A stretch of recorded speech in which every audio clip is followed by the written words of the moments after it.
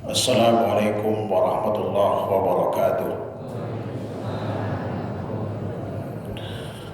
Alhamdulillah, alhamdulillahilladzi an'amana bi ni'matil iman wa 'azzana bil Islam wa razaqana bi ittiba'i sunnati rasulih alaihi salatu wassalam ala fahmi ashabihil kiram. Asyhadu an la ilaha illallah wahdahu la syarika lah al-'azzul akram wa asyhadu anna Muhammadan abduhu wa rasuluhu sayyidul anam. Allahumma salli wa sallim ala Muhammad wa ala alihi wa sahbihi wa sallama tasliman katsira. Amma ba'd. Bapak Ibu yang dirahmati Allah Subhanahu wa taala, tak terasa kita sudah berada di bagian terakhir bulan Sya'ban dan sebentar lagi kita akan masuki bulan Ramadan. Karenanya tema yang kita angkat hal yang berkaitan dengan Ramadan, yaitu pesona Ramadan yang terlupakan. Salawat serta salam senantiasa kita berikan pada Nabi kita Muhammad sallallahu alaihi wasallam beserta para kerabat, sahabat dan pengikut setianya sampai hari kiamat nanti. Insyaallah taala kajian kita materinya hanya 1 jam. Karena seperti biasa kadang saya lost control, pertanyaan banyak tak terjawab semua. Insyaallah saya usahakan 1 jam dari sekarang. Insyaallah materi selesai kurang lebih sampai jam 10.30. Tema kita tentang pesona Ramadan yang terlupakan. Ini terkait dengan hadis riwayat Imam Baihaqi, riwayat Imam Ahmad, dan juga riwayat Imam Ibnu Khuzaimah dari 2 sahabat mulia Abdullah bin Umar dan Abu Hurairah radhiyallahu ta'ala. Rasulullah SAW pernah bersabda, "Rubba sa'ibin hattuhu min siyamihi al-ju' wal 'atash wa rubba qa'imin hattuhu min qiyamis sahar." Berapa banyak orang berpuasa, bagian dari puasa yang ia peroleh hanya lapar dan haus. Dan berapa banyak orang melakukan qiyamul lail, bagian dari qiyamul lail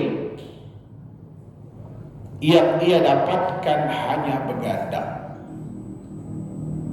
Artinya gak dapat apa-apa dari puasa yang dilakukan dan juga dari qiyamul lail yang dilakukan selama Ramadan atau selama hidupnya itu. Dan ini mayoritas. Kita tahu banyak keistimewaan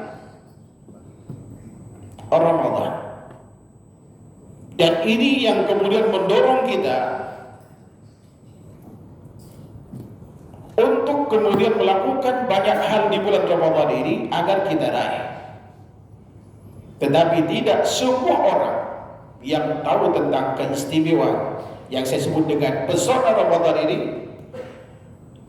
dia bisa meraihnya. Dan itu mayoritas. Oleh karenanya pada kesempatan ini, insya Allah kita akan jelaskan terkait dengan masalah ini agar ibadah kita di bulan Ramadan di tahun ini lebih bermakna dan bernilai di sisi Allah Subhanahu wa taala, dengan harapan seluruh amal yang disyariatkan di bulan Ramadan kita mendapatkan pahalanya. Sebab pahala terbesar yang akan kita dapatkan adalah supremasi takwa, terhindar dari api neraka, sampai tutup usia kita husnul khatimah, berhak mendapatkan rahmat Allah, terhindar dari api neraka, dan masuk surga bahkan dari pintu khusus yang bernama Ar-Rayyan. Saya kira itu harapan kita bersama. Tinggal bagaimana kita sekarang itu meraih seluruh keistimewaan itu. Saya akan sebutkan pesona Ramadan yang harus kita kejar di bulan Ramadan ini. Paling tidak ada 6. Sampai pada akhirnya kita itu masuk surga Ar-Rayyan. Itu harapan kita. Yang pertama adalah ampunan dosa. Ini yang paling kita harapkan. Karena tidak ada satupun dari kita yang maksum. Kita adalah makhluk pendosa, makhluk yang senantiasa melakukan kesalahan. Tapi alhamdulillah Allah Subhanahu wa ta'ala, Tuhan yang senantiasa kita ibadahi adalah Tawwab, Ghaffar, Ghafur, dan Rahim. Maha penerima taubat, Maha pengampun, dan Maha penyayang. Di antara bentuk kasih sayang Allah Subhanahu wa ta'ala kepada kita, Allah Subhanahu wa ta'ala bentangkan ampunannya sebulan penuh di bulan Ramadan. Ini berdasarkan hadis yang sahih, tepatnya adalah hasan. Sebagaimana hadis yang diriwayatkan oleh Al-Imam Bukhari dari sahabat mulia Abu Hurairah yang paling populer. Juga ada riwayat Imam Al-Hakim, riwayat Imam Ahmad. Imam Bukhari berikan dalam Adabul Mufrad bahwa suatu hari, ini dalam penggalan hadis panjang ini, Rasulullah tiba-tiba mengucapkan amin, amin, amin 3 kali ketika beliau naik anak tangga mimbar. Ketika ditanya oleh para sahabat tentang sebab aminnya itu, beliau menjawab, tepatnya amin yang pada saat beliau naik anak tangga kedua. Beliau katakan, tadi Jibril datang menjumpai dan berkata, di antaranya, Ragima ampu rajulin dakhala alaihi Ramadan fansalah qabla yufadlahu. Celaka bagi seorang yang masuk pada Ramadan pergi sebelum diampuni dosanya. Ini artinya bahwa pengampunan dosa di bulan Ramadan itu sebulan penuh. Bukan hanya di 10 ya kan, kedua dari bulan Ramadan. Hadis itu dhaif, riwayat Ibnu Zaibah dan yang lainnya terkait dengan seorang bernama Abdullah bin Zaid bin Abdi Rabbih, Zaid bin Ali bin Jad'an. Zaid bin Ali bin Jad'an, dia suul hifdz kata Ibnu Zaid. Karenanya hadis itu lemah dan tidak tegak sebagai hujjah karena kontennya berkaitan dengan akidah, kontennya berkaitan dengan hukum, dan itu tidak bisa diamalkan. Apalagi bertentangan dengan hadis sahihnya, sehingga hadis ini dhaif menjadi mungkar, dari mungkar. Nah, oleh karenanya kita manfaatkan untuk meraih keistimewaan ini dengan banyak amal. Pertama, terkait dengan niat kita. Banyak kita gagal meraih ampunan dosa dan keistimewaan puasa, termasuk keistimewaan seluruh amal. Ada masalah dengan niat kita. Dari 3 pilihan niat yang Allah inginkan hanya satu. Pastikan niat seluruh ibadah kita termasuk puasa hanya untuk Allah. Tapi banyak di antara kita puasa karena melihat badannya bermasalah, ada masalah kesehatan, sehingga niat puasanya karena ingin sehat dan karena ingin turun berat badan. sekilas nggak ada masalah, ya kan? Disinilah letak kemudian salah satu sebab kenapa kita nggak dapat keistimewaan puasa, termasuk ampunan dosa, karena salah dia.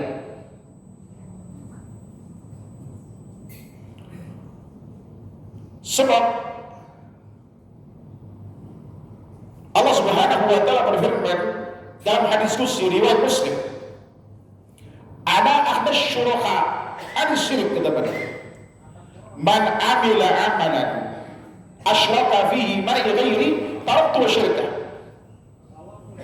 Aku paling tidak butuh sekutu, kata Allah Subhanahu wa taala. Barang siapa yang melakukan suatu amal dalam hal ini misalkan puasa, lalu menyekutukan aku dengan yang lain padanya, itu ingin sehat, ingin turun berat badan, dalam konteks puasa yang sering dilakukan oleh kaum muslimin, aku tinggalkan dia dan sekutunya. Artinya tidak mendapatkan apa-apa dari puasa yang dilakukan.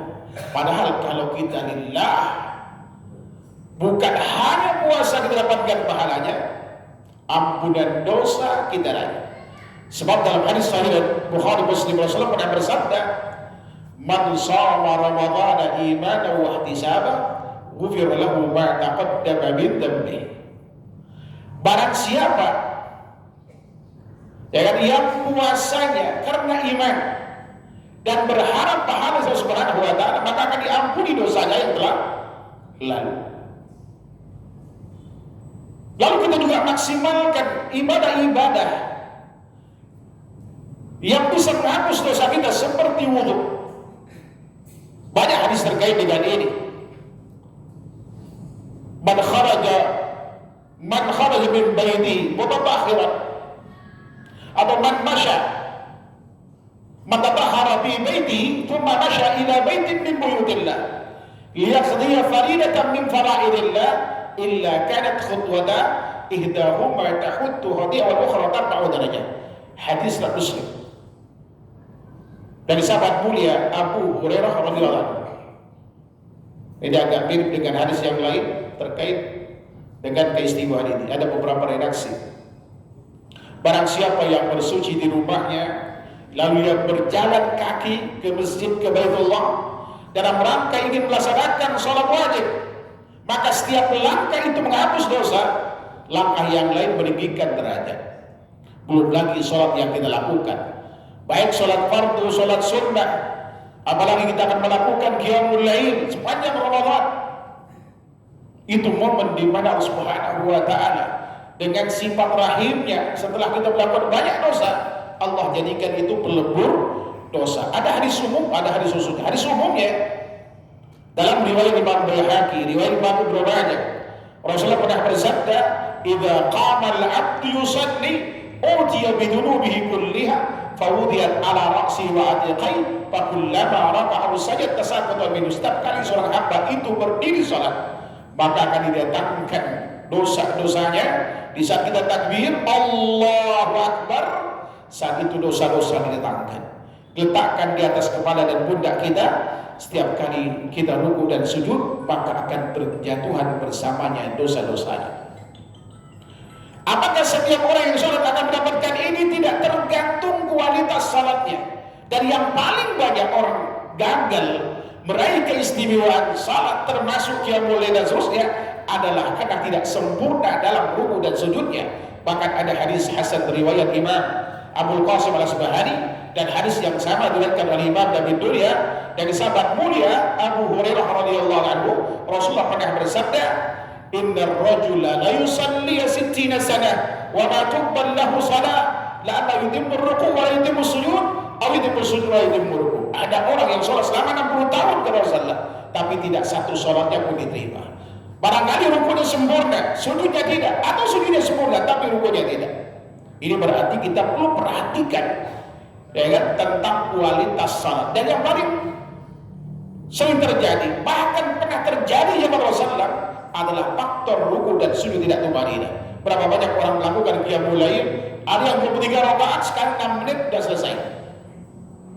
Pecah rekornya. Salat semacam ini tidak sah. Wajar kalau Rasulullah mengatakan rubba qa'imin abdu min siyabihi min qiyamihi sah. Berapa banyak orang melakukan qiyamul lail, bagian dari qiyamul lail yang ia peroleh hanya begadang, gak dapat apa-apa. Atau mungkin niatnya gak enak sama tetangga, karena tetangga semua tarawih, kita tidak, akhirnya pergi ke masjid tarawih, gak dapat apa-apa. Sebab Rasulullah katakan, man qama ramadhana imanan wa ihtisaban ghufira lahu ma taqaddama min dhanbi. Barang siapa yang melakukan qiyamul lail karena iman dan berharap pahala Allah Subhanahu wa taala, maka akan diampuni dosanya yang telah berlalu. Kemudian kita manfaatkan di sepertiga malam. Di sepertiga malam kita manfaatkan untuk melebur dosa kita melalui istighfar kita sambil nunggu istri masak atau pembantu kita masak, kita manfaatkan ya kan, baca Quran atau kemudian berdoa atau bersifat, karena di saat itulah waktu mustajab doa di sepertiga malam. Kapanpun termasuk di bulan Ramadan. Dalam hadis Sahih Muslim, Rasulullah bersabda, "Inna Allah tabaraka wa ta'ala yanzilu fi kulli sulusil lail akhir ila sama'i dunya fayaqul ana al-malik man alladhi yad'uni fastajibu lahu man alladhi yas'aluni fa'utiya man alladhi yastaghfiruni fa'ghfir lahu." Allah tabaraka wa ta'ala turun setiap sepertiga malam terakhir ke langit terdekat lalu berkata, saya raja, saya raja. Barang siapa yang berdoa aku kabulkan, yang minta aku berikan, yang bersifat aku akan ampuni dosanya, kata Allah Subhanahu wa ta'ala. Makanya termasuk orang yang dipuji oleh Allah Subhanahu wa ta'ala adalah wal mustaghfirina bil ashar, mereka yang gemar beristighfar di waktu sahur. Di samping itu kita bisa melakukan umroh di antaranya, ya kan? Umrah di bulan Ramadan bukan hanya berpahala haji. Haji sekarang susah, Pak. Ada yang 30 tahun, 40 tahun, hendak plus kurang lebih 7, 8, 10 tahun sampai 12 tahun, ya kan? Tetapi kita bisa mendapatkan pahala haji, ya kan, dengan umrah di bulan Ramadan. Di saat yang sama kita bisa mendapatkan ampunan dosa. Kalau kita di bulan Ramadan ada di Mekah, banyak keistimewaan yang kita dapatkan. Terkait dengan pahala haji, ada hadis sahih dari sahabat muda riwayat Bukhari, sahabat mulia Abdullah bin Abbas.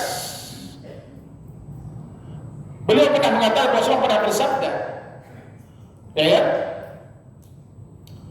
beliau katakan bahwa umrah di bulan Ramadan itu setara dengan haji. Al-umrah di bulan Ramadan ta'dilu hajjatan, kahajjati ma'i dalam riwayat. Al-Qamaqalah Rasulullah. Jadi umrah di bulan Ramadan setara dengan haji atau setara dengan haji bersama. Dalam riwayat Imam Tirmidzi, Abdullah bin Mas'ud bercerita tentang keistimewaan umrah dan haji yang dilakukan lebih dari satu kali. Ya, terkadang kita takut haji, takut umrah karena buat modal usaha dan seterusnya. Padahal haji umrah itu bisa membuat kita kaya. Di samping terampuni dosa. Perhatikan hadis berikut ini. Apa kata Rasulullah? Ta'bi'u bainal haji wal umrah. Fa innahuma yanfiyani al-faqra wal dhunub kama yanfil kir habasal hadidi wal dhahab wal fiddah wal hajjul mabrur laisa lahul jazaa illa al-jannah. Lakukan haji setelah haji, umrah setelah umrah. Karena keduanya dapat menghapus kefakiran, juga mendapat menghapus dosa, sebagaimana al-qir dapat menghapus karat besi, emas dan perak. Ya, dan haji yang mabrur tidak ada imbalannya kecuali surga. Di samping itu perbanyak sedekah. Ingat, sedekah mumpung di bulan Ramadan. Rasulullah SAW digambarkan oleh sahabat dalam Bukhari itu seperti angin yang berhembus, nggak diminta oleh sahabat, beliau berbagi, apalagi diminta. Kenapa? Karena beliau sadar betul tentang keistimewaan. Orang yang memberi buka puasa dapat pahala puasa. Man fattara sha'iman kana lahu misla ajri min ghairi ayyanqusa min ajri sha'im syai'an. Barang siapa yang memberi buka orang yang berbuka puasa, maka dia akan mendapatkan pahala darinya tanpa mengurangi sedikit pun pahala orang itu. Kalau kita rutin tiap hari, kita akan mendapatkan ampunan dosa dan surga seluas langit dan bumi. Bapak Ibu bisa baca Surah Al-Imran ayat 133 sampai 136. Wasari'u ila maghfiratin min rabbikum wa jannatin arduha as-samawati wal ard u'iddat lil muttaqin alladziina yunfiquna bis-sarra'i wad-dharra'i wal kadhimina al-ghaidh wal 'afina lin-nas wallahu yuhibbul muhsinin. Bersegeralah kalian untuk meraih ampunan Rabb kalian dan surga seluas langit dan bumi yang disediakan bagi mereka yang bertakwa. Siapa gerangan yang masuk dalam kategori bertakwa yang akan mendapatkan ampunan dosa dan surga seluas langit dan bumi? Yaitu mereka yang gemar bergema dalam kondisi lapang dan gemar dalam kondisi sulit. Allah setarakan pahala orang yang sedekah dalam kondisi kaya dan dalam kondisi, ya kan, sempit, miskin. Kita mau bersedekah. Bahkan ada seorang ibu datang ke Aisyah radhiyallahu anha dengan kedua putri dalam kondisi sangat lapar. Aisyah memberikan masing-masing satu butir korma karena memang itu yang beliau miliki pada saat itu. Anaknya makan dengan lahap. Ketika ibunya ingin memakan punya milik dia, jatah dia, lalu anaknya berebut, kemudian dikupas menjadi dua, dibelah jadi dua, satu buat anak yang satu, satu belah buat yang lain. Kemudian dia tidak makan, menahan laparnya. Aisyah kagum dengan perbuatan ibunya ini. Ketika disampaikan kepada Rasulullah tentang apa yang dilakukan ibu terhadap kedua putrinya, apa kata Rasulullah? Ibunya dengan perbuatannya tadi, dia masuk surga hanya dengan sepotong kurma. Bayangkan kalau kita kasih makanan banyak orang di bulan Ramadan dan setiap Ramadan sepanjang hari, insya Allah peluang untuk terampuni dosa dari amal ini sangat besar. Kemudian yang kedua yang bisa kita lakukan ada salat. Yang pasti salat lima waktu dan salat yang menyertai salat fardu, baik yang sunnah muakkadah atau ghairu muakkadah, baik yang 12 rakaat, 4 sebelum duhur, 2 setelah duhur, 2 setelah maghrib, 2 setelah isya, yang 2 sebelum subuh. Pahalanya besar. Di ujungnya ada rumah di surga disediakan bagi kita yang melakukan. Ada 4 rakaat sebelum duhur, 4 rakaat sudahnya. Tinggal divariasikan yang menjaga ini. Man hafadha ala 4 raka'atin qabla dhuhr wa 4 raka'atin ba'daha haramallahu alaihin. Nah, hadis riwayat Imam ada Abu Dawud, ada Ibnu Majah dan yang lain sama boleh Ummu Salamah. Barang siapa kata Rasulullah yang menjaga 4 rakaat sebelum duhur, 4 rakaat sudahnya, maka Allah haramkan baginya neraka. Arti orang ini berpulang untuk masuk surga. Ingin mendapatkan rahmat, kita lakukan 4 rakaat sebelum asar. Rahimallahu imran shalla qabla al-asr arba'ah. Kita lakukan sesekali 2 rakaat setelahnya. Riwayat Bukhari ini tidak sering, tidak boleh dirutinkan. Salat sunnah 2 rakaat setelah asar.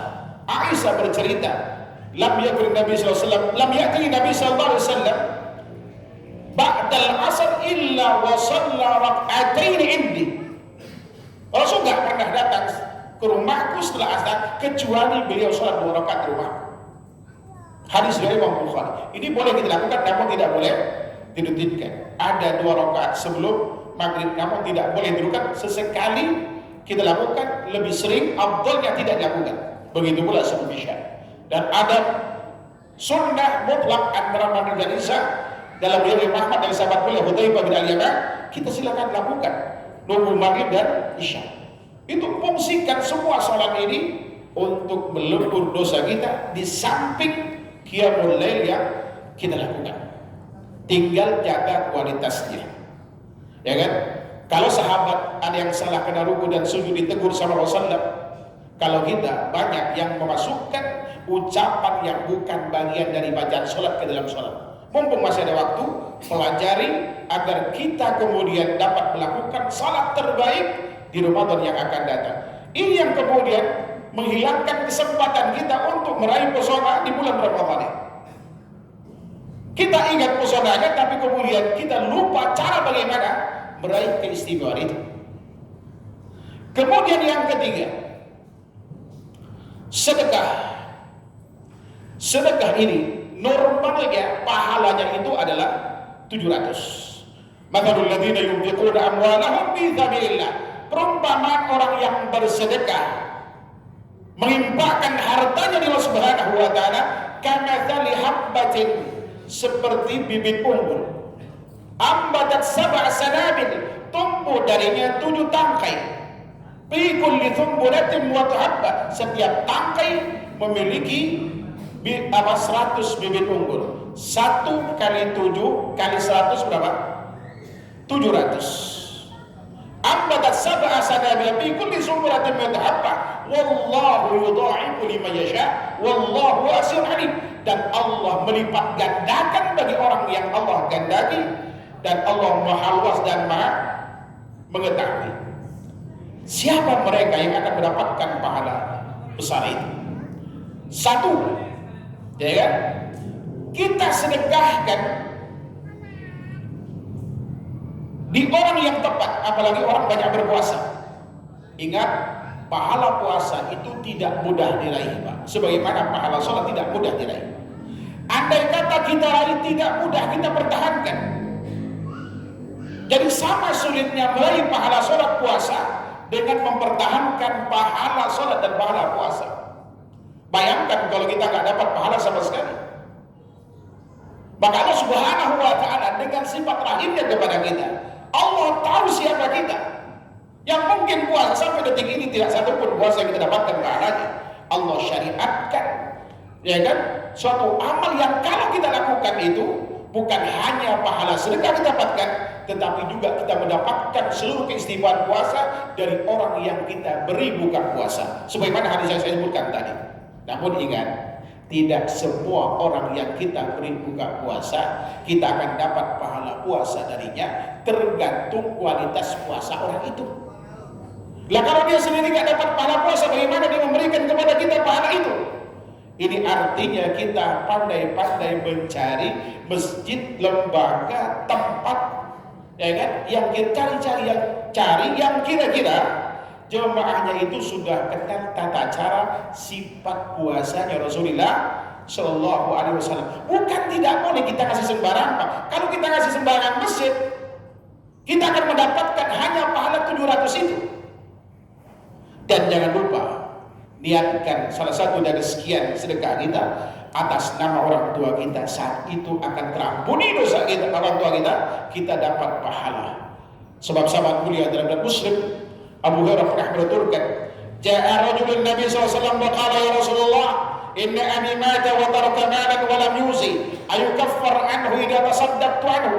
Ada seorang datang menjumpai Rasulullah berkata, ya Rasul, ayah saya sudah meninggal tapi tidak berwasiat apa-apa. Apakah kalau saya bersedekah atas nama dia akan terampuni dosanya? Kata Rasulullah, iya, sedekah itu bisa menghapus dosa orang tua kita. Ini 1 dari 18 item amal minus tahlil yang sampai ke orang tua. Tahlil nggak masuk di situ. Ada 18. Saya dulu sempat kajian temanya kado istimewa buat keluarga tercinta yang sudah tiada, yang disyariatkan. Ada 18. Ini termasuk yang berkaitan dengan haji dan umrah. Ini penting bagi kita, kan? Kemudian perhatikan janda dan orang miskin. Karena dengan sedekah pada orang janda rutin kita lakukan, termasuk kemudian orang miskin, bukan hanya pahala puasa kita dapatkan, qiyamul lail kita dapatkan, termasuk pahala jihad kita dapatkan. Bukankah Rasulullah bersabda dalam hadis Imam Bukhari, as-sa'i 'alal armala kal masakin wal mujahid fi sabilillah wa kalladhi yaqumul lail wa yasumun nahar. Orang yang gemar nyantuni janda, tapi hati-hati Pak, jangan salah dengar. Bukan nyatronin, Pak. Ini nyantunin janda dan orang miskin. Ya kan, yang mau janda tinggal WA saya saja. Banyaknya dari kajian ini yang masuk ke saya. Nunggu antum semua ini. Ya. Sampai mana tadi? Pasti yang diingat jandanya, kan? As-sa'i 'alal armala, orang yang gemar nyantuni janda dan orang miskin. Dia seperti orang yang sedang berjuang berjihad di medan perang. Dan seperti orang yang qiyamul lail dan puasa sunnah itu. Masya Allah, kita gak dapat pahala dari sholat kita, dari qiyamul lail kita, dari puasa kita, tapi bisa kita dapatkan pahala itu dengan nyantunin janda dan orang miskin. Bahkan kalau bapak-bapak ditanya, kalau suruh milih jihad di medan perang dapat pahala atau kemudian dapat pahala yang sama dengan nyantunin janda, antum pilih yang mana? Eh? Tertawa deh. Saya tahu jawabannya. Pasti nyantunin janda. Tapi kalau istri antum ditanya, suaminya misalkan suruh milih nyantuin janda atau perang, saya yakin disuruh perang. Tergantung siapa yang jawab, Pak ya. Bapak Ibu yang dirahmati Allah Subhanahu wa taala. Jadi Allah Subhanahu wa taala kurang apa sayangnya sama kita ini? Sebejat apapun kita, Allah masih datang dengan tawwab, dengan ampunannya, ya kan? Dengan kasih sayang. Tinggal kita manfaatkan nggak waktu ini, ya kan? Di bulan Ramadan khususnya untuk melakukan semua rangkaian amal-amal itu. Kemudian yang keempat, ya kan? Yang keempat adalah, ini salah buka tadi saya urutannya. Baik, ini baru yang kedua tadi ya. Yang kita sebut itu sedekah bagian yang kedua. Yang termasuk juga kemudian dari umrah tadi sudah kita bahas. Ya kan? Kemudian yang ketiga di urutan, kan tadi sebut saya 6 kesimpulannya. Ampunan dosa, pahala berlipat ganda, ya kan? Kemudian bahkan tanpa batas. Yang tanpa batas itu, ya kan? Yang tadi sudah disebutkan sedekah dengan tepat sasaran itu bisa melampaui batas 700. Dan ada amal yang kalau kita lakukan dengan benar, kita akan mendapatkan pahala tanpa batas, yaitu puasa itu. Puasa itu, ya kan, apalagi di puasa wajib, itu pahalanya tanpa batas, Pak. Bahkan Imam Ibnu Rajab Al-Hambali rahimahullahu taala, ya kan, mengatakan bahwa tidak ada pahala, ya kan, yang tidak dibatasi pahalanya itu selain puasa itu. Ketika mengintari firman Allah, sabda Nabi sallallahu alaihi wasallam dalam sebuah diskusi riwayat Imam Bukhari dari sahabat mulia Abu Hurairah radhiyallahu anhu, Rasulullah pernah bersabda, Allah berfirman, kullu amali bani Adam yudha'af al hasanatu bi asyri amthaliha ila 700 dhifin, faqala azza wa jalla illa siyam fa innahu li wa ana ajzi bi. Semua perbuatan anak Adam itu lipat gandakan pahalanya dari satu kebaikan menjadi 10 sampai 700 kali lipat, kecuali puasa. Itu milikku, kata Allah Subhanahu wa taala. Aku akan berikan pahala dengannya. Imam Ibnu Rajab Al-Hambali rahimahullahu taala ketika mengomentari hadis ini, antum bisa cek nanti dalam kitab Lataiful Ma'arif beliau. Saya punya yang satu jilid. Seluruh amal anak Adam itu pahalanya dibatasi dengan nominal tertentu, kisaran antara 1 sampai 700 tadi. Ya kan? Ya seperti kita baca Al-Quran, man qara harfan falahu hasanah, kata Rasulullah, wal hasanatu bi asyri amthaliha, la aqulu alif lam harf walakin alifun harf wa lamun harf wa mimul harf. Saya tidak mengatakan bahwa siapa yang baca satu huruf dari Al-Quran dia akan mendapatkan satu kebaikan, lalu digandakan menjadi 10 kali lipatnya. Ya kan? Saya tidak mengatakan alif lam mim itu satu huruf, tapi alif huruf, lam huruf, mim huruf, kata Rasulullah. Jadi ketika kita baca alif lam mim, dapat berapa pahala, Pak? 30. Jadi pahala Al-Quran lipat gandakan dari 1 sampai 10 kali lipat. Yang 700 itu tadi sedekah. Ya kan? Kecuali puasa, kata Allah Subhanahu wa taala. Kecuali puasa itu milikku, akan berikan pahala dengannya. Kata Imam Rajab Al-Hambali, jadi puasa ini tidak dibatasi dengan nominal tertentu. Artinya hanya Allah Subhanahu wa taala yang tahu berapa besarnya pahala puasa itu. Karena kata beliau, ya kan, puasa itu adalah kesabaran. Di mana pahala sabar itu tanpa batas. Lalu beliau mengutip firman Allah Subhanahu wa taala, innama yuwaffas sabiruna ajrahum bighairi hisab. Hanya orang yang sabarlah yang akan diberikan pahala tanpa batas. Tinggal kemudian kita tingkatkan kualitas puasa kita. Nanti akan saya sebutkan di bagian ke-6 sebelum terakhir itu, insyaallah taala. Ya kan, kenapa orang tidak mendapatkan pahala puasa? Di antaranya karena dia tidak pandai mengendalikan seluruh nafsunya, ya kan? Terutama nafsu bicara dan nafsu amarah. Sementara kita dituntut di dalam Ramadan ini saat kita berpuasa untuk mengendalikan 5 nafsu sekaligus: nafsu makan, nafsu minum, nafsu bicara, nafsu amarah, dan nafsu birahi. Nanti kita bahas di bagian sebelum terakhir, insyaallah ta'ala. Ya kan? Jadi kalau tinggal tingkatkan kualitasnya, bagaimana sifat puasanya Rasulullah, itulah acuan kita dalam berpuasa, bukan kebiasaan kita melakukan puasa begini. Kalau tidak sesuai dengan tuntunan, kemungkinan besar kita tidak mendapatkan apa-apa dari puasa selain lapar dan haus. Kemudian yang berikutnya, pesona yang ketiga adalah Allah Subhanahu wa ta'ala manjakan kita dengan doa yang mustajab. Ini penting bagi kita, mengingat kita berjalan dalam hidup ini adalah sesuai dengan skenario takdir Allah Subhanahu wa ta'ala. Takdir yang telah ditetapkan ke kita ketika kita 120 hari dalam rahim ibu kita, 4 bulan dalam ibu kita, tentang amal, tentang rizki, tentang usia kita, dan tentang akhir dari semua perjalanan hidup kita, syaqiyun am sa'id, sudah ditentukan. Rinciannya itu nanti akan diberikan bersamaan dengan turunnya Lailatul Qadar. Ini yang dimaksud dalam firman Allah Subhanahu wa ta'ala dalam surat Dukhan ayat 4. Allah berfirman, fiha yufraqu kullu amrin hakim. Di dalamnya dirincikan perkara yang penuh dengan hikmah. Artinya kata para ulama, rincian tentang takdir kita, tentang amal yang akan kita lakukan, tentang rezeki yang kita dapatkan, tentang pemanfaat waktu. Dan andai kata kita wafat pun, kalau kita tidak berikhtiar dan kita tidak berdoa, waliyadzubillah, tidak akan berubah nasib kita sesuai dengan takdir global yang Allah berikan ketika kita usia kita 120 hari dalam rahim ibu kita. Jadi perubahan itu bisa dilakukan dengan 2 hal.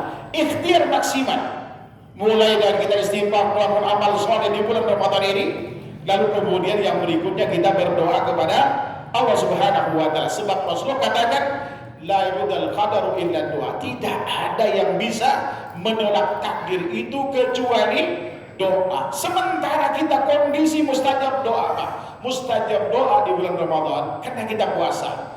Hadis dari Baihaqi, riwayat Ibnu Asakir, juga ada Tirmidzi dan yang lain, Rasulullah pernah bersabda, salatu da'watin mustajabat, 3 doa yang terkabulkan.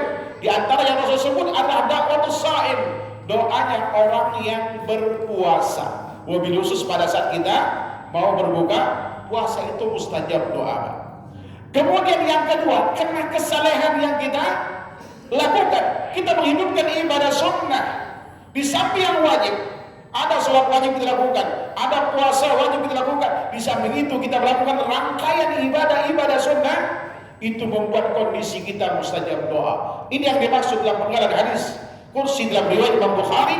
Rasulullah katakan, wala yazalu abdi yataqarrabu ilayya bin nawafil hatta uhibba fa idza ahbabtu kuntu sam'ahu alladhi yasma'u bih wa basaruhu alladhi yabsiru bih wa yaduhu alladhi yabtishu biha wa rijlahu alladhi yamsi bihima fa idza sa'alani la'udiyanna wa idza ista'adani la'udiyanna. Kata beliau, saya penggal sampai sini sesuai dengan kebutuhan kita. Semasa hambaku mendekatkan diri padaku dengan ibadah sunnah sampai yang wajib, sampai aku jatuh cinta kepadanya. Kalau aku telah mencintainya, maka pendengaran yang dengannya mendengar adalah aku, mata yang dengannya melihat adalah aku, tangan yang dengannya memukul adalah aku, kaki yang dengannya berjalan adalah aku, kata Allah Subhanahu wa ta'ala.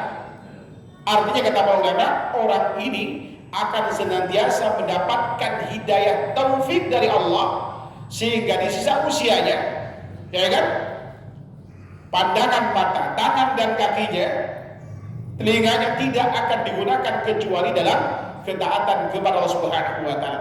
Dengan kata lain, Allah akan memberikan hidayah taufik untuk senantiasa istiqamah dalam ketaatan kepada Allah Subhanahu wa ta'ala. Dan ini bisa kita peroleh di bulan Ramadan. Dan itulah yang Allah inginkan dari puasa kita. La'allakum tattaqun, supaya kalian senantiasa bertakwa pasca Ramadan. Oleh karenanya sekecil apapun perbuatan sunnah sepanjang disyariatkan, lakukan dengan cara disyariatkan di samping yang wajib. Insya Allah Allah akan jatuh cinta kepada kita, Allah akan berikan hidayah taufik kepada kita. Kemudian di samping itu terkait dengan bahasan kita, Fa'idha sa'alani la'udiyanda, kalau dia minta, aku akan kabulkan apa yang mesti kita minta Allah Subhanahu wa ta'ala. Kalau selama ini kecenderungan maksiat, mintalah untuk taat, karena memang itu takdir Allah, dan Allah yang menciptakan pekerjaan kita.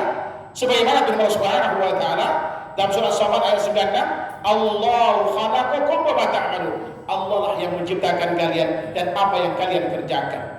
Yang kedua yang kita minta, ya kalau selama ini ada masalah dengan rezeki kita, bisa berkaitan dengan harta kita, bisa berkaitan dengan pasangan hidup kita, dengan anak kita, atau yang belum dapat jodoh, atau yang sakit, mintalah kepada Allah rezeki yang halal, pasangan hidup yang saleh dan saleh. Atau minta kalau selama ini sudah ada yang di rumah yang kurang saleh dan salehah, mintalah kepada Allah untuk disalehkan dengan caranya. Begitu pula anak-anak kita. Andai kata ada yang sakit, mintalah kesehatan Allah Subhanahu wa ta'ala. Insya Allah, kalau Allah ijabah, Allah akan memberikan yang terbaik rezeki kepada kita. Termasuk andai kata selama ini kecenderungan kita memanfaatkan waktu kita hanya untuk dunia, minta kepada Allah untuk balance antara dunia dan akhirat. Kalau selama ini kecenderungan maksiat, tidak ada hari, tidak ada waktu dari usia kita kecuali maksiat kepada Allah, minta minimal untuk dikurangi, maksimal kita tinggalkan, dan maksimalnya 1 kali 24 jam sebisa mungkin adalah cerminan dari sunnah Rasulullah. Ada kurang lebih 1400 sunnah dalam 1 kali 24 jam, Pak. Kalau itu bisa kita lakukan, insya Allah peluang husnul khatimah itu bukan hanya disebat jempol, bukan hanya kita doakan, insya Allah peluang itu semakin besar kita dapatkan. Yang terakhir, andai kata Allah tentukan di takdir global kita suul khatimah, minta kepada Allah. Kalau kecenderungan sama ini sulit sekali menerima nasihat, diajak kajian gak mau, kalaupun mau itu berat dengan hati ngerutu, ngapain kajian cuma ini lagi, kan begitu kan? Itu tanda ada masalah dengan, ya kan, dengan masa depan kita di akhirat. Jangan-jangan itu indikasi suul khatimahnya kita. Kok lebih mudah berteman dengan orang yang pelaku maksiat dibanding berteman dengan orang-orang saleh? Kan ada orang seperti itu. Kita dekatin, dia nggak mau, menjauh dan segala macam. Tapi lebih mudah untuk berteman dengan orang pelaku maksiat. Jangan-jangan itu indikasi kalau itu bakal suul khatimah waliyadzubillah. Maka mintalah kepada Allah agar dikuatkan hati, disabarkan hati untuk bisa meninggalkan segala sebab yang membuat kita bermaksiat. Kalau itu teman, tinggalkan teman. Kalau itu kerjaan, hijrah di kerjaan itu. Sampai kemudian kita dipastikan ya kan kita berada dalam kata Subhanahu wa ta'ala, andai kata malakal maut datang dalam keadaan ketaatan kepada Allah Subhanahu wa ta'ala, di tempat kita melakukan ketaatan kepada Allah Subhanahu wa ta'ala. Ini yang kita minta minimal pada saat kita mustajab doa. Yang berikutnya, kita sekarang hidup dalam kebingungan. Kalau kita lihat, Masya Allah, kecuali mereka yang beriman, lihat bagaimana YouTube, bagaimana kondisi dunia, perang ini dan itu, gak perlu takut. Yang kita takuti itu jangan sampai kita mati suul khatimah. Sebab mau perang tidak perang kita bakal mati, Pak. Kita sibukkan dengan beribadah kepada Allah agar di saat malaikat maut datang, baik kena peluru, kena bom, kena apapun, atau mati secara alami, memang sudah takdirnya kita mati. Kita dalam keadaan husnul khatimah. Itu yang Allah inginkan kepada kita. Wa'bud rabbaka hatta ya'tiyakal yaqin. Sembahlah Allah, ya kan, olehmu sampai ajal menjemputmu. Atau dalam firman Allah Subhanahu wa ta'ala, ya ayyuhalladzina amanu taqullaha haqqa tuqatih wa la tamutunna illa wa antum muslimun. Hai orang beriman, bertakwalah kalian kepada Allah sebenar-benar takwa, dan jangan kalian sekali-kali mati kecuali dalam keadaan Islam. Ada seorang ingin mati dalam keadaan baca Al-Quran. Tidak ada hari dalam hidupnya kecuali baca Al-Quran, Allah kabulkan. Ada yang mati saat dia berada di atas pesawat menjelang umrahnya, dia wafat. Ada kemudian yang sedang duduk menunggu adzan untuk menentukan adzan, dia baca Quran, kemudian dia wafat. Al-Quran masih ada di tangannya. Kita tergantung pada kebiasaan kita, Allah wafatkan kita, kecuali Allah takdirkan lain. Kita harus berikhtiar. Kita nggak tahu akhir dari sebuah perjalanan hidup kita, tapi yang paling penting bagi kita bagaimana kita mengisi hari-hari itu untuk melakukan ketaatan kepada Allah Subhanahu wa taala dan hindari segala sebab yang membuat kita bermaksiat Allah Subhanahu wa taala. Nah, kalau kemudian kita takut dengan bermacam ya kan, ancaman inflasi dan segala macam, abaikan. Kita punya Allah Subhanahu wa taala yang Maha Razak dalam kondisi lapang dan dalam kondisi sulit.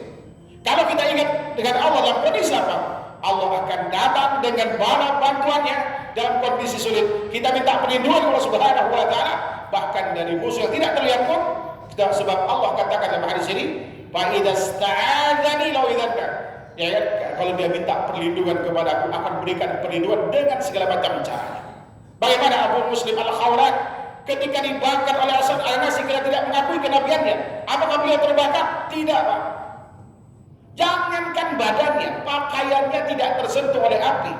Dia sholat di tengah bara api, dia berdoa Subhanahu wa ta'ala. Sampai Al-Aswad Al-Nasi pada saat itu takut. Jangan doakan kebukan pada kami. Ketika berita ini sampai kepada sahabat mulia Umar bin Khattab, kenapa peristiwa itu terjadi zaman beliau? Apa kata beliau?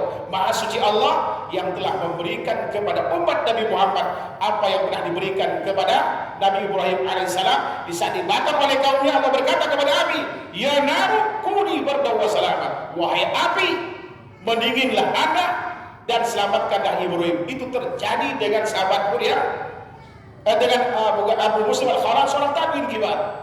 Artinya, kalau kita melakukan apa yang dilakukan oleh Nabi Ibrahim alaihissalam, kita melakukan apa yang dilakukan Abu Muslim Al-Khawlat, yaitu menjaga akidah dengan benar, kita kemudian melakukan manifestasi dari keimanan itu dengan menjalankan ketaatan Allah Subhanahu wa taala, paling tidak di bulan Ramadan dan seterusnya, insya Allah ketika ada masalah ya kan yang menghadapi kita, Allah akan datang dengan pertolongannya, insya Allah dengan caranya.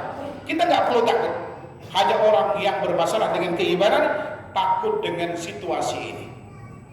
Khawatir boleh, tapi cemas jangan. Itu bukan sikap seorang mukmin sejati. Bapak Ibu yang dirahmati Allah Subhanahu wa taala. Kemudian yang keempat, terhindar dari api neraka. Ini penting. Terhindar dari api neraka. Dalam hadis qudsi, oke, saya bawakan riwayat Imam Ibnu Hibban saja. Walaupun ada juga dalam, saya bawa riwayat Imam Bukhari Muslim dari sahabat mulia Abu Hurairah radhiyallahu anhu. Dalam redaksi riwayat Imam Muslim, Rasulullah bersabda. Nanti penjelasannya terdapat dalam riwayat Ibnu Hibban. Apa kata Rasulullah? Rasulullah bersabda, Allah berfirman, "Kullu amali bani Adam lahu illa siyam fa innahu li wa ana azibi." Kalau pada segi Bukhari tadi yang saya bawakan terkait dengan lipat gandakan pahala amal tadi itu. Ini riwayat Muslimnya. Setiap amal anak Adam dilipat gandakan. Setiap amal anak Adam itu miliknya, kecuali puasa itu milikku dan aku akan memberikan pahala dengannya. Asyamu junnah, puasa itu adalah perisai. Ya kan? Puasa itulah perisai. Perisai dari apa? Ini terdapat penjelasan dalam riwayat Ibnu Hibban. Rasulullah pernah bersabda, asyamu junnah wa hisnun hasinun minaka. Puasa itu adalah perisai dan benteng yang sangat kokoh yang dapat melindungi seorang dari api neraka.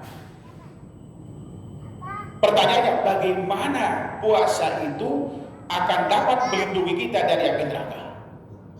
Baik dari dunia mengamalkan sebabnya atau menghindari sebabnya, di akhirat kemudian benar-benar terhindar dari api neraka.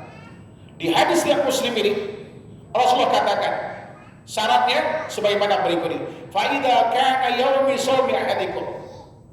Apabila di hari seorang di antara kalian puasa, artinya kalau kita ingin pahala puasa dan ingin puasa itu menjadi benteng kita dari api neraka, kita harus kendalikan hal-hal berikut ini terkait dengan nafsu tadi itu.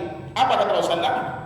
Fa idza kana yaumi shaumi ahadikum. Apabila di hari seorang di antara kalian puasa, fala yarfus yauma idin wala yasum. Memang ini berat, Pak. Apabila seorang di antara kalian puasa, kata Rasulullah, jangan melakukan rapas.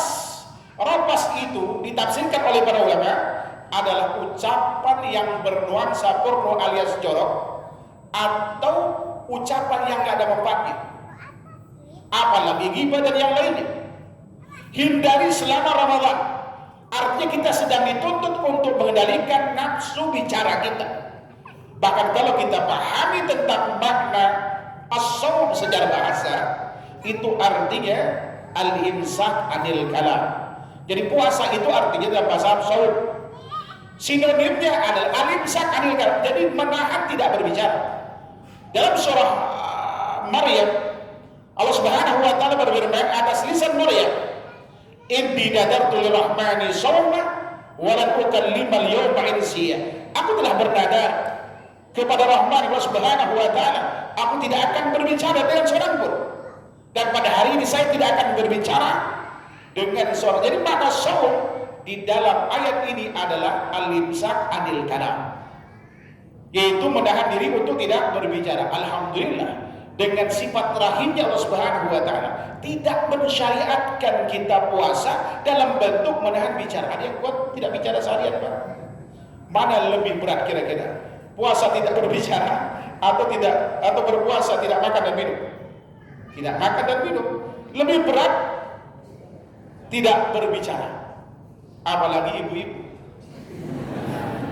Bukan ibu-ibu di sini, Pak, ini solehah semua. Jangan sungkan Bapak. Konon ibu-ibu itu di pagi hari saja itu bisa 45.000 kata keluar, Pak. Katanya begitu, Pak. Coba kalau beliau bangunin anak itu, karena bapak sih cuma main HP doang, jangan salahkan ibu. Ya Bu ya, suami main HP, minum dan segala macam gitu kan. Anak tidur dibangunin, ayo bangun, bangun. Yang di sini masih tidur, bangunin. Begitu bangun di sini, yang sono tidur lagi. Ayo. Iya kan? Belum lagi CEO dia salah kirim lagi, masih ngomel kan? Peluang untuk ngomel itu besar. Hindari itu gitu. Memang tidak mudah, berat. Makanya Allah tidak syariatkan puasa bagi orang yang haid dan nifas. Kenapa? Di antara hikmahnya adalah karena di saat itu kondisi emosinya gak stabil, Pak. Makanya istri biasanya jangankan yang bawa orok pemarah, yang penyabar aja kalau sudah haid, ngomong sedikit salah biasanya Pak marah kan. Saya yakin kalau diperintahkan puasa saat kondisi haid, bisa nggak mereka? Bisa. Tapi itulah hikmahnya. Artinya dituntut untuk mengendalikan nafsu bicara dan nafsu amarahnya. Dan ada gabungan antara menahan nafsu bicara dan nafsu amarah, yaitu ngomel, Pak. Ini yang dimaksud dalam hadis wala yaskhur, jangan ngomel. Ini sulit apa berat, Pak? Apalagi kita yang masih punya anak umur setahun, 2 tahun sampai 10 tahun itu, Masya Allah itu. Mudah-mudahan Allah meringankan kita. Ini dididik kita untuk bersabar, Pak. Tapi kadang keceplosan juga, katanya. Subhanallah, ya mudah-mudahan istri kita dapat pahala. Makanya istri itu disayang, Pak. Jangan kita menjadi sebab mereka marah. Udah anak menjadi sebab yang marah, kita lagi kan. Mau istrinya tersenyum, belikan tas baru. Nah. Atau kasih hadiah istrinya umroh kan? Tinggal daftar aja ke Hudaya, ini ada beliau. Baik, Bapak Ibu yang dirahmati Subhanahu wa taala.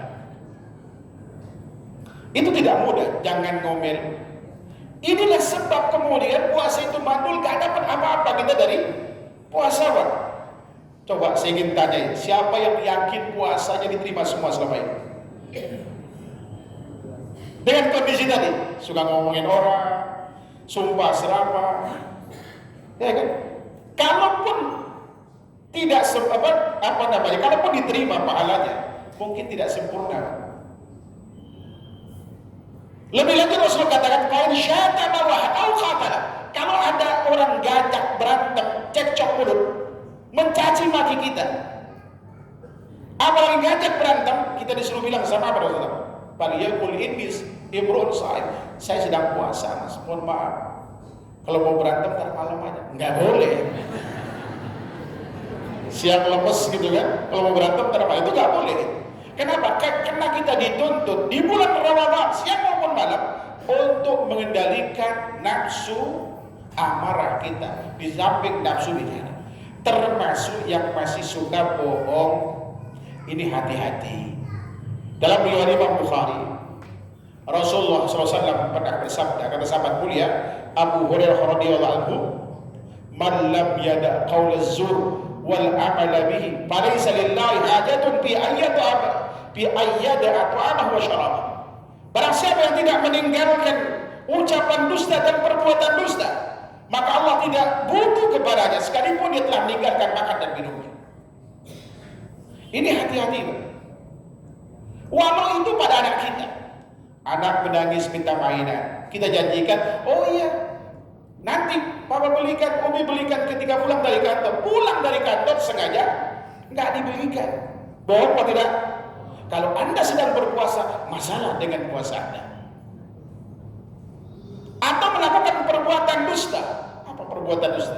Saya mau cari contohnya agak susah. Dulu saya contohkan biasanya masuk ke motor lain, orang pura-pura tidur.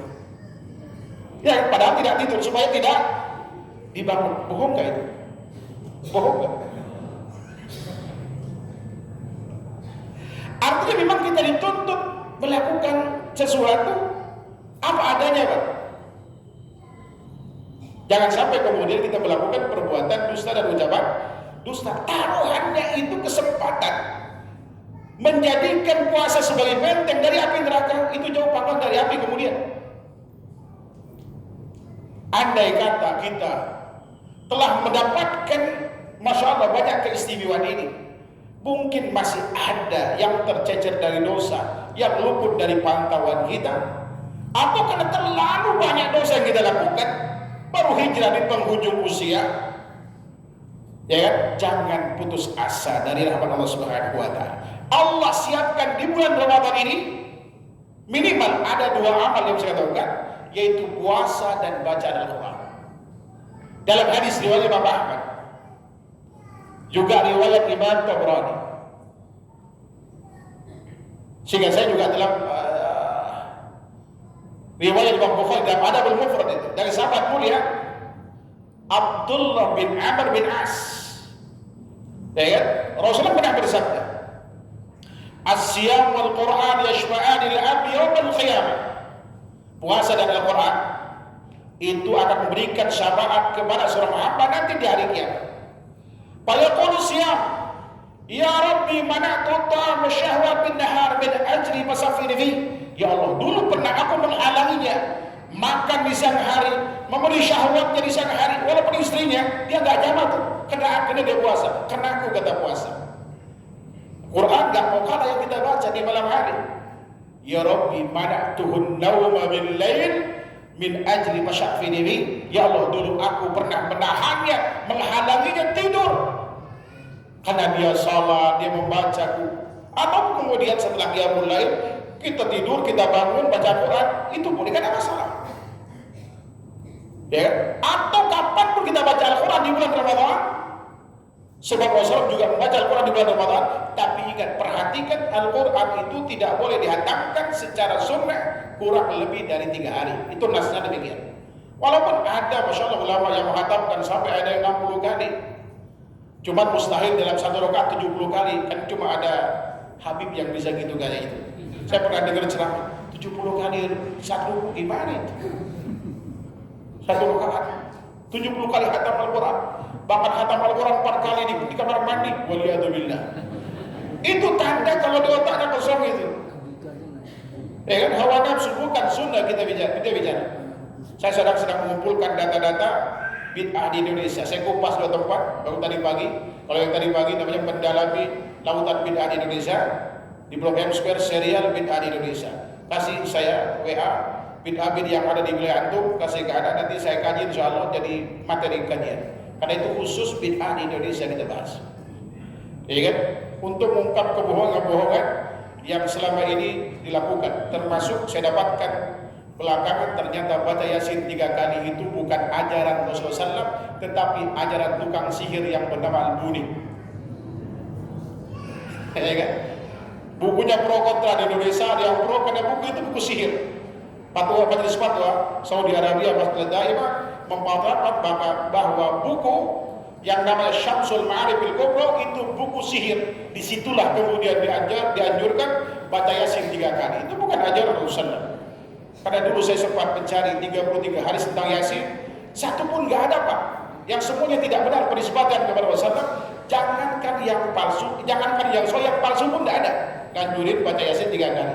Ternyata itu baru ada di abad ke-7, yaitu yang dilakukan oleh Al-Muni. Di Indonesia pertama kali yang menyebarkan itu Habib Uthman bin Yahya di abad ke-19.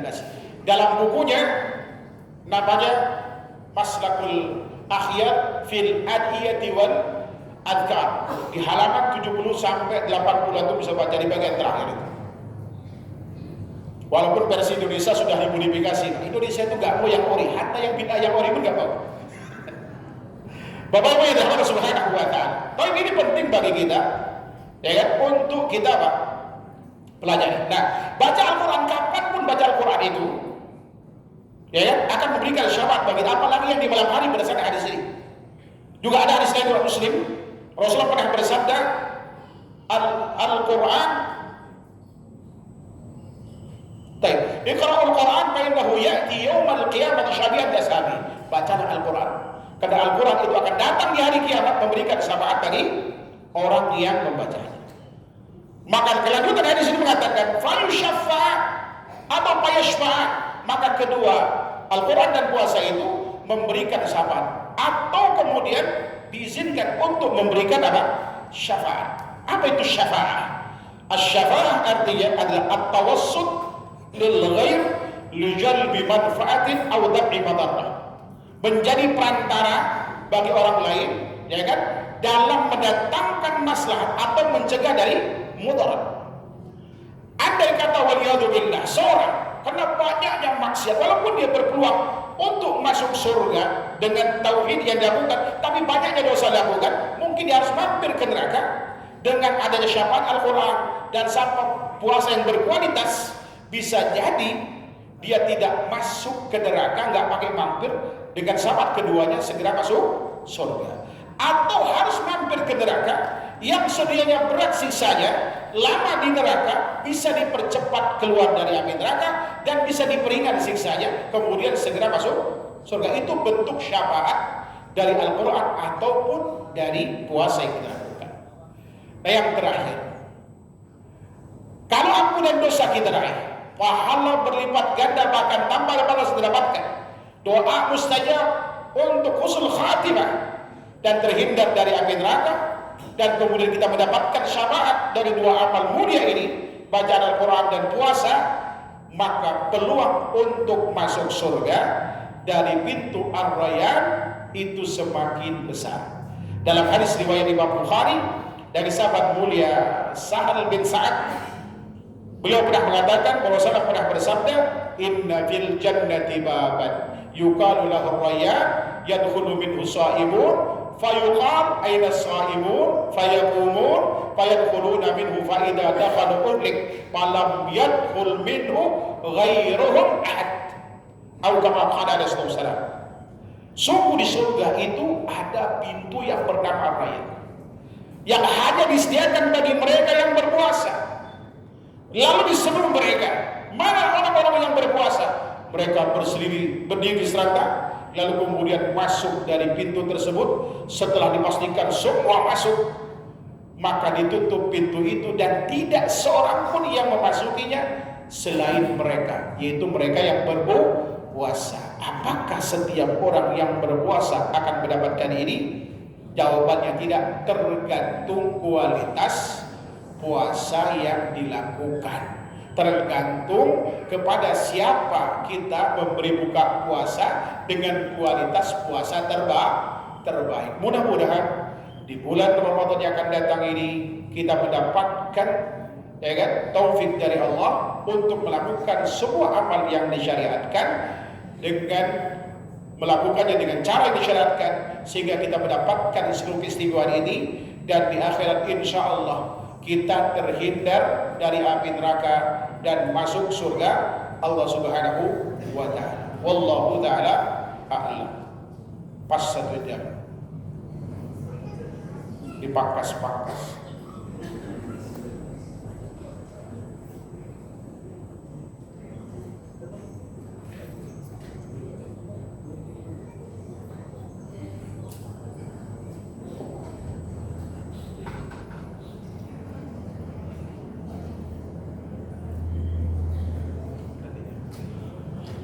Baik, kita tanya jawab. Semoga Ustaz dan keluarga dan seluruh jamaah selalu dalam lindungan Allah Subhanahu wa taala. Amin wa iyyakum insyaallah taala. Afwan. Apa hukum orang yang tidak membayar puasanya beberapa belas tahun yang lalu dikarenakan hamil dan menyusui? Saat itu hanya membayar fidyah saja, namun puasanya belum terbayar sampai dengan sekarang. Apakah puasa Ramadan yang sudah berlalu dikatakan sah? Bagaimana cara mengatasinya? Kita dudukkan dulu, munculkan pertanyaan. Apakah wanita hamil dan menyusui itu wajib bayar puasa di samping bayar fidyah? Jawabannya adalah cukup bayar fidyah saja. Ada dua hadis yang ingin saya bawakan. Satu hadis riwayat Imam Baihaqi dari Abdullah bin Abbas. Yang kedua riwayat Imam Tabrani, riwayat Imam Ibnu Jarir Tabari dari sahabat mulia Abdullah bin Abbas. Versi Imam Baihaqi. Sahabat mulia Abdullah bin Abbas berkata, "Rukhisa lisyaikhil kabir wal ajuz alladhani yutiqan as-sawm ay yuftira wa yut'ima makana kulla yawmin miskina wala yaqdiyani sawma." Telah diberikan keringanan, ya kan, kepada lansia, laki maupun perempuan yang masih mampu berpuasa untuk tidak berpuasa di bulan Ramadan, dan dia wajib bayar fidyah sebagai ganti dia tidak berpuasa, dan dia tidak qadha, ya kan, di luar Ramadan. Ini terkait dengan firman Allah Subhanahu wa taala, walladzina walladzina yutiqunahu fidyatun ta'amu miskin. Ya kan? Jadi orang yang lansia yang masih mampu berpuasa, ya kan? Pada saat itu karena tua itu ada di keringanannya untuk tidak berpuasa di bulan Ramadan, sebagai gantinya bayar fidyah dan tidak perlu qadha. Namun kemudian kata sahabat mulia Abdullah bin Abbas, summa nusikh, hukum ini, dispensasi ini dihapus setelah turun firman Allah Subhanahu wa taala, "Faman syahida minkum asy-syahra falyasumhu." Barang siapa di antara kalian yang menyaksikan bulan Ramadan, maka kemudian hendaklah dia berpuasa. Lalu kemudian beliau berkata, "Fathabata lisyaikhil kabir wal ajuz wal hubla wal murdi idza hafata ayyubtira wa yut'ima maka kulla yaumin miskina." Lalu ditetapkan, tadi dihapus itu dispensasinya bagi mereka yang tua masih mampu berpuasa untuk memilih boleh tidak berpuasa, wajib bayar fidyah, tidak qadha di bulan Ramadan. Namun hukum ini kemudian dihapus. Artinya lansia yang masih mampu puasa wajib tetap berpuasa di bulan Ramadan. Namun hukum dispensasi itu tetap diberikan kepada lansia yang tidak mampu berpuasa di bulan Ramadan, tidak pula di luar Ramadan. Begitu pula diberikan dispensasi ini kepada wanita yang hamil, yang menghadirkan pada anaknya, yang menyusui menghadirkan yang hamil menghadirkan pada dirinya, yang menyusui menghadirkan pada anaknya untuk tidak berpuasa di bulan Ramadan, dan kemudian dia bayar fidyah. Memang di sini tidak disebutkan apakah dia qadha atau tidak, ya kan? Masih berpeluang ditafsirkan perlu qadha puasa di samping bayar fidyah. Namun hadis berikutnya riwayat Imam Ibnu Jarir Tabari, ini kata Salmani rahimahullah taala memenuhi syarat Sahih Muslim dari sahabat mulia Abdullah bin Abbas. Beliau berkata, "Idza khafatil hamilu ala nafsiha wal murdi ala waladiha ayyubtira wa yut'ima makana kulla yawmin miskina wa la yaqdiyani sawma." Apabila seorang wanita hamil berisiko tinggi terhadap dirinya, seperti misalkan berdasarkan saran dokter dia dilarang berpuasa karena ada masalah dengan kandungan, mungkin lemah kandungan, harus makan dan kemudian ada suplemen harus diminum, maka dia boleh tidak berpuasa, hanya wajib fidyah, tidak perlu qada. Begitu pula wanita yang menyusui, yang anaknya hanya minum ASI, tidak ada makanan sampingan, di mana kalau kemudian dia berpuasa, ASI basi yang menyebabkan masalah kesehatan pada anaknya. Dalam kondisi ini, ya kan, dia boleh tidak berpuasa, ya kan, dan kemudian tidak perlu qada di Ramadan, wajibnya adalah bayar fidyah. Jadi bagi ibu ini yang hamil dan menyusui ini tidak perlu qada puasa, tetapi cukup bayar fidyah itu, yaitu memberi makan seorang fakir miskin setiap hari sejumlah hari yang ditinggalkan. Terkait kemudian fidyah bagi lansia yang tidak mampu berpuasa di bulan Ramadan, bukti bahwa hukum itu masih berlaku adalah kasus sahabat mulia Anas bin Malik. Di usia 101, 102, di akhir hayatnya beliau itu gak kuat berpuasa, ya kan? Dia gak kuat puasa di bulan Ramadan karena tua, tidak pula mengqada puasa Ramadan di luar Ramadan, ya kan? Kemudian beliau membuat makanan untuk 30 orang dirampel di luar Ramadan, ya, bayar fidyah saja. Itu dalil penguatnya. Wallahu ta'ala. Jadi dispensasi itu tidak berlaku lagi bagi lansia yang masih mampu berpuasa. Tapi bagi yang tidak mampu berpuasa, dia tidak wajib puasa di bulan Ramadan, tidak pula di luar Ramadan, tapi wajibnya hanya bayar fidyah. Wallahu ta'ala. Kemudian di masjid dekat rumah, apabila di bulan Ramadan ada zikir pagi setelah sholat subuh dan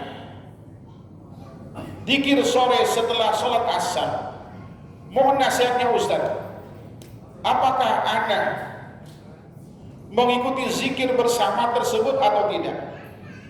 Zikir pagi sore benar, asal itu yang disyariatkan. Caranya tidak benar, tidak boleh bersama. Zikir lakukan sendiri-sendiri. Dalil yang sering dibawakan riwayat Bukhari tentang bahwa sahabat berzikir dengan suara nyaring pada saat itu, mereka ingat tidak dipandu, mereka berdiri berzikir sendiri-sendiri. Sama dengan kita, misalkan habis sholat, imam, kemudian kita zikir masing-masing, lalu qaddar Allah seakan-akan serempak. Itu tidak sedang dipandu, tidak sedang berjamaah. Itu tidak berjamaah, tetap dilakukan sendiri-sendiri. Hanya momennya ketika habis sholat, memang waktunya kita berkumpul di situ, bukan zikir bersama. Ini tidak bisa dijadikan dalil pembenaran terhadap zikir bersama tersebut. Apa yang harus lakukan? Pergi ke rumah, lakukan di rumah sendiri. Wallahu ta'ala. Pada berpuasa, apakah diperbolehkan berwudu dengan berkumur, memasukkan air wudu ke mulut? Boleh. Ada hadis dari Imam Ahmad, juga riwayat Imam Abu Dawud, Rasulullah pernah bersabda, "Wa balik fil istinshaq illa an takuna sha'imah." Berlebih-lebihlah Anda untuk beristinsyak kecuali Anda dalam keadaan berpuasa. Tidak boleh berlebihan, tetap istinsyak lakukan. Karena inilah Imam Ahmad beristinbat bahwa istinsyak itu, kata beliau, hukumnya wajib. Sebab orang yang berpuasa saja diperintahkan, hanya bedanya yang tidak berpuasa tidak boleh berlebih-lebihan. Itu aja sebentar. Itu boleh, tidak masalah. Wallahu ta'ala.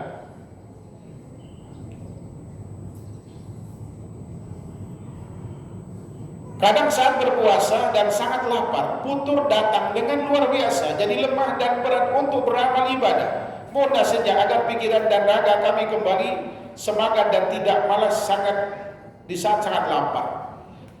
Ya kan? Kita harus berteman dengan orang yang soleh. Pesan Rasulullah, la tusahib illa mu'minan. Hendaklah tidak berteman kecuali orang yang beriman. Wala ya'kul ta'amaka illa taqi. Dan tidak makan makananmu kecuali yang beriman. Apa sebabnya? Di antara hikmahnya adalah kalau kita berteman dengan orang yang saleh, dia akan menjalankan tugasnya tawasi billah. Dia akan bersihati kita dalam kondisi seperti itu. Ya kan? Kalau kita sebab putur itu adalah teman kita, hindari teman itu, cari teman yang mendukung kita untuk melakukan puasa. Mungkin kalau kita berteman dengan orang yang tidak berpuasa di komunitas yang tidak berpuasa, walau dia muslim, apalagi dia muslim, potensi kita membatalkan jauh lebih besar. Disinilah kemudian kita disuruh bersabar. Ingat, ya kan, pahala yang akan kita dapatkan kena bersabar di saat kita berpuasa itu, insya Allah kita akan mendapatkan pahala. Makanya kenapa pahala puasa itu tanpa batas? karena dituntut kesabaran ekstra. Dan 3 macam sabar sekaligus bisa kita lakukan secara bersamaan. Sabar dalam menjalankan ketaatan. Bayangkan teman nggak puasa, kita berpuasa, itu perlu kesabaran, Pak. Kalau nggak kita bisa butuh, ya apa tidak?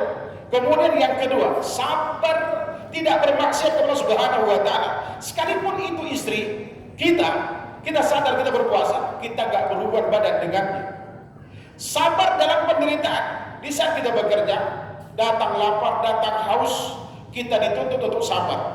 Ada peluang makan dan minum, kita nggak melakukannya. Maka wajar kalau Allah berikan pahala yang begitu besar tanpa batas dari kesabaran kita melakukan puasa itu. Bahkan ada pendapat Imam An-Nasai rahimahullahu taala dalam satu kesempatan beliau mengatakan ketika mengomentari hadis tadi terkait dengan pahala besar puasa, kata beliau nanti di akhirat itu ketika amal ditimbang mungkin lebih condong ke arah maksiat dibanding apa? Pahala. Sebelum kemudian pahala puasa itu diberikan. Begitu pahala puasa ditimbang, maka kemudian jomplang lebih berat ke arah timbangan pahala amal soleh kita. Nah, sekarang kita mau tuker nggak? Ya kan, malas, putur, tinggalkan puasa dengan kesempatan meraih pahala besar tadi. Sementara rahmat Allah itu hanya didapatkan dengan amal soleh yang kita lakukan. Ya kan? Ingat itu dan bertemanlah dengan orang soleh, hiduplah di komunitas soleh. Kalau Anda sudah tidak bekerja, lebih baik kemudian Anda tinggal di masjid, perbanyak waktu di masjid, insya Allah, ya kan? Semangat kita akan bertambah, iman kita akan bertambah, dan disitulah kemudian akan semakin kuat kita menjalankan ketaatan kepada Allah Subhanahu wa taala. Di samping itu, kalau segala ikhtiar kemudian juga memang sulit kita untuk kemudian bersabar menjalankan puasa ini, minta kepada Allah kekuatan melalui doa kita dan minta kepada orang-orang soleh untuk mendoakan kita agar kita bisa istiqamah sampai dari awal Ramadan sampai akhir Ramadan. Tidak ada yang sengaja kita batalkan puasa itu karena putusnya kita. Wallahu a'lam.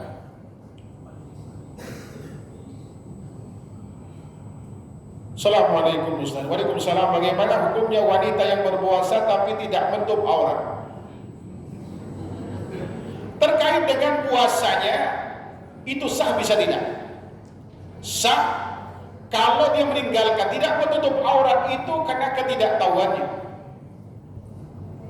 Karena nggak ada syarat sahnya puasa itu harus menutup aurat, kan gitu? Ya apa tidak? Kecuali istihlal. Dia menghalalkan membuka auratnya, itu bisa kufur, Pak. Bukan hanya puasa yang dapatkan, tapi seluruh amal saleh bisa hilang, bahkan imannya bisa tercabut dari akarnya, waliyadzubillah. Karena dia telah menghalalkan sesuatu, ya kan? Telah menghalalkan sesuatu yang diharamkan Allah Subhanahu wa taala, dan ini bentuk kesyirikan dan itu bentuk penghambaan kepada dirinya.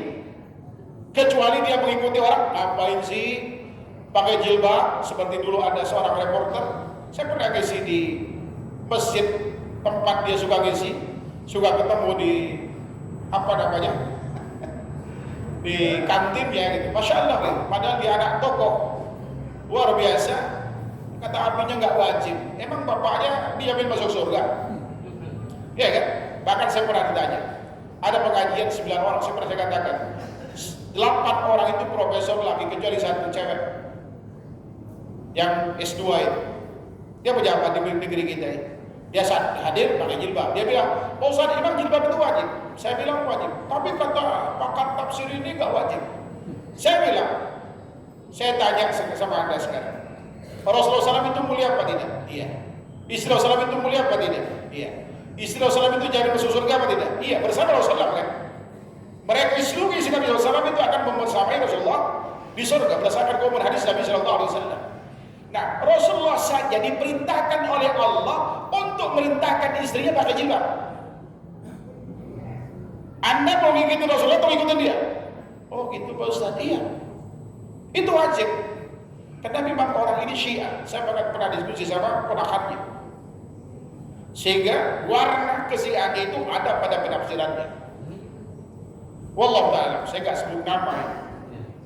Ya kan? Di kita ini udah susah-susah gampang, ada IT segala macam itu. Ya kan? Dan saya sudah baca tafsir beliau, dan banyak kemudian yang menyimpang termasuk diangkatnya Nabi Isa alaihissalam, karena jelas-jelas hadisnya. Ya kan? Dia pintar mengelabui orang dengan kecerdasan dia dalam retorika dan berlogika dalam tulisannya.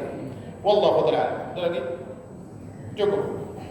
Alhamdulillah. Ini saja barangkali yang bisa saya sampaikan. Kurang lebihnya mohon maaf. Mudah-mudahan pesannya tersampaikan. Ya kan? Karena ini direkam, tinggal antum cari aja rekamannya nanti. Saya minta diedit, kalau yang perlu diedit nanti. Ya kan? Karena saya nggak punya YouTube sendiri, Pak. Wallahu ta'ala sallallahu Muhammad wa alihi wasallam. Subhanakallahumma wa bihamdika asyhadu an la ilaha illa anta astaghfiruka wa atubu ilaik. Assalamualaikum warahmatullahi